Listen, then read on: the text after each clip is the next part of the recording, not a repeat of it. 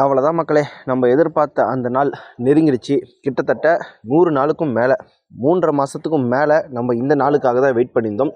விஜய் சேதுபதி அவர்கள் இந்த big Boss season 8 ஹாஸ்ட் பண்ணுறாரு அப்படின்னு சொன்னபோதே அதற்கான எதிர்பார்ப்புகள் இது எந்த சீசனை விட எல்லா சீசனை விடவும் வித்தியாசமாக இருக்குமா அப்படின்ற எதிர்பார்ப்போட இந்த சீசன் ஆரம்பித்தது. அந்த எதிர்பார்ப்பு பூர்த்தியாச்சா இல்லையா? இன்னும் 2 நாள் மட்டும்தான் ப்ரோக்ராம் பாக்கி இருக்கிற நிலையில் இன்றைக்கி என்னென்ன வீட்டில் நடந்ததுன்ற தகவல்கள் நம்மளுக்கு கிடைச்சது அப்படின்ற அப்டேட்ஸோடு நாங்கள் உங்களை சந்திக்கிறோம். டெய்லி தர்பார் நேயர்கள் அனைவருக்கும் வணக்கம். இது பிக் பாஸ் சீசன் 8க்கான ரிவ்யூ. இந்த சீசன் வந்து பார்த்திங்கன்னா ஆரம்பித்த போதே ஆளும் புதுசு ஆட்டமும் புதுசு அப்படின்னு தான் ஆரம்பித்தாங்க. அதுவும் விஜய் சேதுபதி அவர்கள் கமல்ஹாசன் ஷூஸை வந்து ஃபில் பண்ணுவாரா அப்படின்ற மாதிரி ஒரு எதிர்பார்ப்பு. போதாக்குறைக்கு பாய்ஸ் வெர்சஸ் கேர்ள்ஸ் அப்படின்ற தீமோட வீட்டுக்கு நடுவில் கோடு போட்டு ஒரு அதகலமான ரணகலமான ஒரு செட்டோட பிக் பாஸ் ஆரம்பித்த போதே இது மற்ற சீசன் போல் இருக்க போகிறதில்ல, வேறு லெவலில் இருக்க போகுது இந்த சீசன் அப்படின்ற ஒரு எக்ஸ்பெக்டேஷன் தான் வந்துச்சு. அதே மாதிரி விஜய் சேதுபதி அவர்கள் ஹாஸ்ட் பண்ண அந்த ஃபஸ்ட் டே வந்து பார்த்திங்கன்னா கமல்ஹாசனோட ஷூஸை ஃபில் பண்ணுவாரா அப்படின்னு தான் எல்லாருக்குமே டவுட் இருந்துச்சு. பட் கமல்ஹாசனை விட சூப்பராகவே பண்ணுறாருப்பா அப்படின்ற அளவுக்கு கமெண்ட்ஸ்கள் பறக்க ஆரம்பித்தது. விஜய் சேதுபதி ஒரு புதிய ஸ்டாண்டர்ட் செட் பண்ணிட்டாரு, கமல்ஹாசன் இல்லாத குறை வந்து நம்மளுக்கு தெரியவே இல்லை, அவரோட பாணியில் அழகாக விஜய் சேதுபதி எடுத்துட்டாரு அப்படின்ற மாதிரி அதிரடியாக ஆரம்பிச்சிது. அதே மாதிரி ஹவுஸ்குள்ளேயும் வந்து பார்த்திங்கன்னா பாய்ஸ் வெர்சஸ் கேர்ள்ஸ் அப்படின்ற கான்செப்டே ரொம்ப யூனிக்காக இருந்ததால் மக்கள் ஒரு ஆர்வத்தோட ஃபஸ்ட்டு 2 வாரம் வந்து பார்க்க ஆரம்பித்தாங்க. பட் இதெல்லாம் ஒரு 2 வாரத்தோடு நின்றுச்சு அப்படின்னு தான் சொல்லணும். அதற்கடுத்து விஜய் சேதுபதி அவர்கள் ஒரு மோனோட்டோனஸாக இதே மாதிரி தான் பண்ணுறாரு அப்படின்ற மாதிரி ஒரு சலிப்பு தட்ட ஆரம்பிச்சது. அதே மாதிரி கண்டஸ்டன்ட் அதுக்கு மேலே இருக்கிறாங்கடா அப்படின்ற மாதிரி இருந்துச்சு. பொதுவாகவே எல்லா சீசனும் வந்து பார்த்திங்கன்னா ஒரு பயங்கரமான மொமெண்ட்ஸ் நம்மளுக்கு டக்குன்னு அந்த சீசன் சொன்ன உடனே நம்மளுக்கு ஞாபகம் வரும். உதாரணத்துக்கு ஃபஸ்ட்டு சீசன் அப்படின்னோடனே ஓவியா மேலே ஜூலி அவர்கள் சுமத்தின அந்த குற்றச்சாட்டாகட்டும், அந்த குறும்படம் அப்படின்ற விஷயமாகட்டும். செகண்ட் சீசனில் ஐஸ்வர்யா குப்பையை பாலாஜி மேலே தாடி பாலாஜி மேலே வந்து குப்பையை கொட்டினது இதுவாகட்டும். அந்த மாதிரி ஒவ்வொரு சீசன் சொல்லும் போதும் அதற்கான முக்கியமான கண்டஸ்டன்ட் முக்கியமான மொமெண்ட்ஸ் அப்படின்றது நம்ம கண்ணில் அப்படியே ஃப்ளாஷ் ஆகி போகும். ஆனால் இந்த சீசனை பொறுத்த வரைக்கும் அந்த மாதிரி ஏதாவது ஒரு மொமெண்ட்ஸ் இருக்கா அப்படின்னு கேட்டால் யோசித்து பார்த்தாலும் இல்லை. ஏதோ ஜாக்லின் புண்ணியத்தில் கடைசி நேரத்தில் அந்த டோர் க்ளோஸ் ஆகாமல் அவங்கள உள்ளே விட்டு நீங்கள் எலிமினேட் ஆகிட்டீங்க அப்படின்னு சொன்னதை வச்சு அது ஒரு மொமெண்ட்டாக நம்மளுக்கு க்ரியேட் ஆச்சு. தவிர இதற்கு இத்தனை நாள் முன்னாடி வந்து ஏதாவது ஒரு மொமெண்ட் க்ரியேட் ஆச்சா அப்படின்னா நிச்சயமாக கிடையாது தான். அதுக்கு காரணம் ரொம்ப ரொம்ப ரொம்ப சேஃப் கேமாக ஆடிருக்காங்க கண்டஸ்டன்ட். கேமரா கான்ஷியஸ் அப்படின்றது வந்து ஜென்ரலாக எல்லாருக்கும் ஒரு 10 நாள் இருக்கும், 20 நாள் இருக்கும், ஆனால் 50 நாள் கூட இருக்கும்னு வச்சுக்கோங்களேன். இந்த சீசனில் வந்த கண்டஸ்டண்ட்டுக்கு தான் 100 நாள் ஆகியும் அந்த கேமரா கான்ஷியஸோடவே இருக்கிறாங்க அப்படின்றது வெட்ட வெளிச்சமாக தெரியுது. ஏன்னா வெளியில் வந்துட்டு உள்ளே போன கண்டஸ்டண்ட்டு எல்லாருமே சொல்கிற விஷயம், இன்னுமே நீங்கள் கேமராவை பார்த்து நடிக்கிறீங்க, மாஸ்க் போட்டிருக்கீங்க அப்படின்ற மாதிரி பல விஷயங்களை ஷேர் பண்ணியிருக்காங்க. வீட்டுக்கு வந்த அப்பா அம்மாவே நீ இந்த மாதிரிலாம் வீட்டில் இல்லையே, ஏன் இங்கே வந்தோடனே இப்படி பண்ணுற அப்படின்னு சௌந்தர்யா பார்த்து கேட்டதாகட்டும். எல்லாருமே ரொம்ப ரொம்ப சேஃப் கேம் ஆகணும், நம்மளை நல்ல விதமாக ப்ரொஜெக்ட் பண்ணணும் அப்படின்னு தான் இருக்காங்க.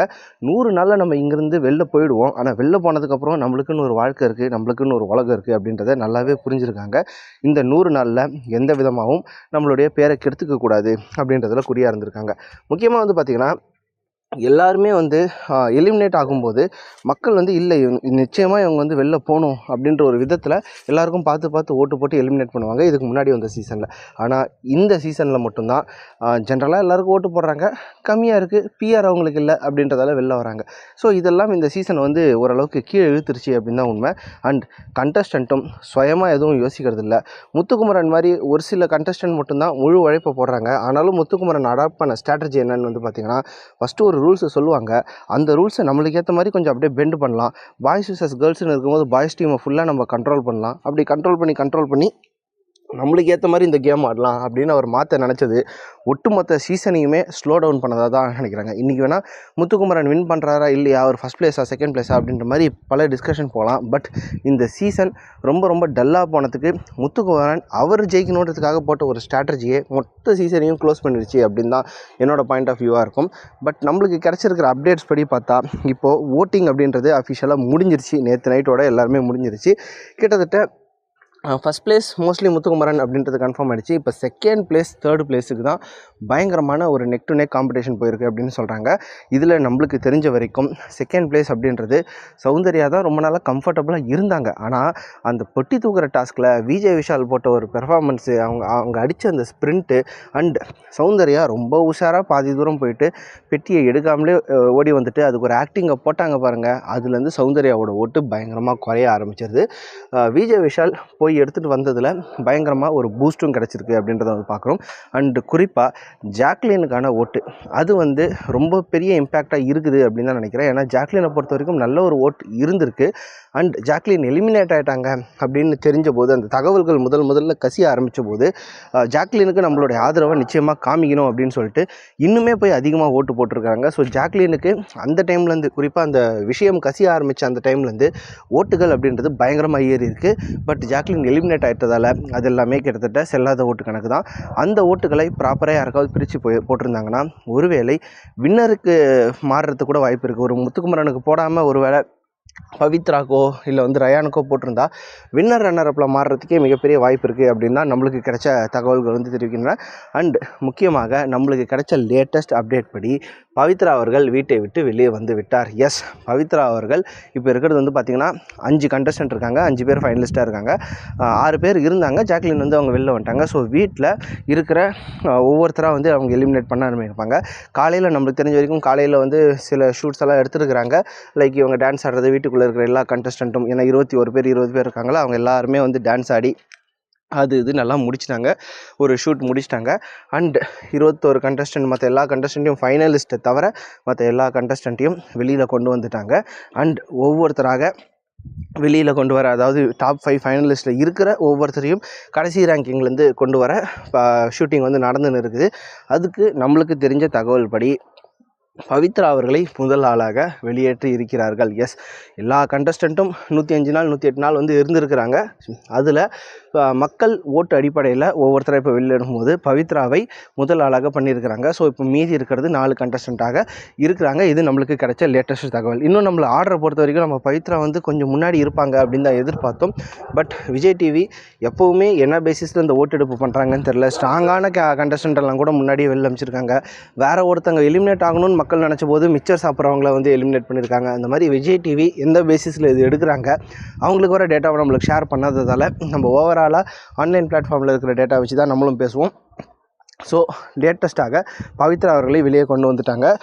ஸோ முத்துக்குமரன், சௌந்தர்யா, விஜய் விஷால், ரயான் இவங்க வந்து இருக்கிறாங்க.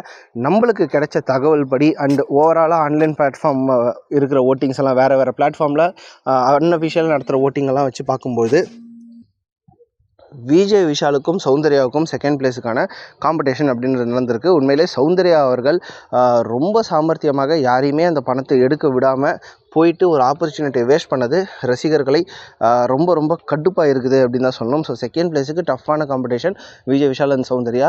அண்ட் ஸோ 4th பிளேஸ் அப்படின்றது ரயானுக்கு வரதுக்கான வாய்ப்புகள் இருக்குது. ரயானை பொறுத்த வரைக்கும் ஒரு வைல்டு கார்டு என்ட்ரி அப்படின்றது அவருக்கான ஒரு பேக் சீட்டாக இருக்குது. வைல்டு கார்டில் வந்ததுக்கப்புறமும் வந்து பார்த்திங்கன்னா இனிஷியலாக பெரிய பெர்ஃபார்மன்ஸ் பண்ணல.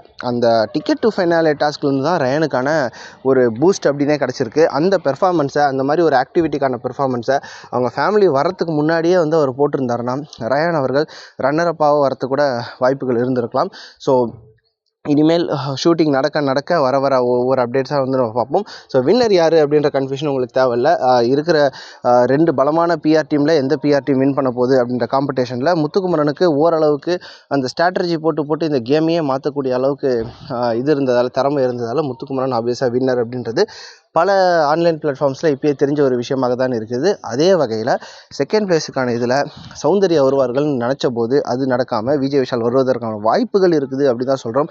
அஃபிஷியலான டீட்டெயில் நம்மளுக்கு வர நம்மளும் ஷேர் பண்ணியிருக்கோம். Stay tuned with daily Darbar. மீண்டும் இன்னொரு வீடியோவில் சந்திக்கிறோம். நன்றி.